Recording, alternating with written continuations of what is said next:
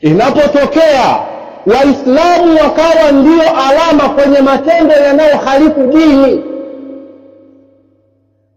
Muislamu popote alipo ni wakala wa dini, na chochote anachokitenda anatoa taswira ya dini.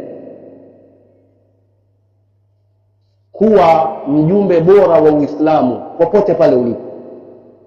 Ondosha madhahiri hizi za rushwa kwenye eneo lako la kazi, kwa sababu wewe umeamrishwa kuwa ni wakala wa dini, wewe ni alama ya dini.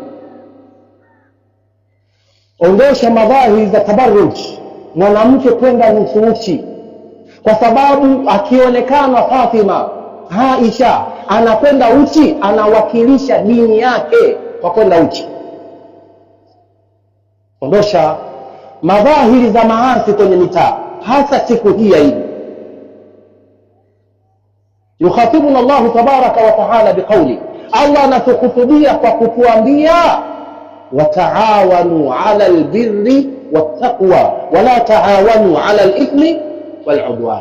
Hawa watu wanaoenea katika maasi siku zaidi, hawa watu hawatoki kwa baba zao na mama zao, hawatoki katika majumba ambayo kuna wasimamizi wao.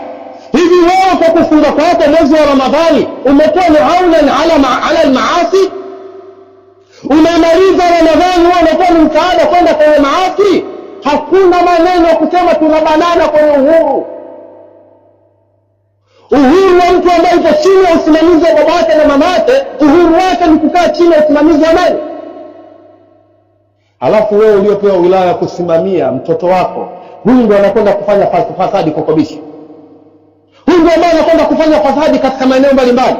Na kwa sababu yameharibika walezi, usitegemee kwamba watoto watanyoka.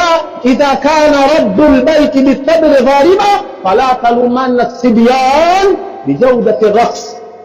Anapokuwa baba mwenye nyumba mkijatari mzuri, unawalaumu vipi watoto kunengua?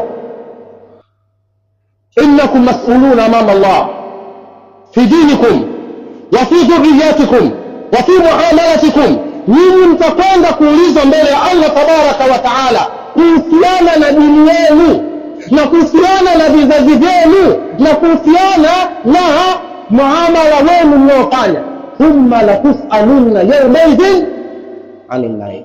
Fanatajahazu aljawab, tujiandae na jawabu la maswali haya mbele ya Allah tabaraka wa taala. Nasallallahu tabaraka wa taala an yamunna alayna bil ilmi nafi' wal 'amali salih, innahu waliyyu dhalika wal qadir alayh.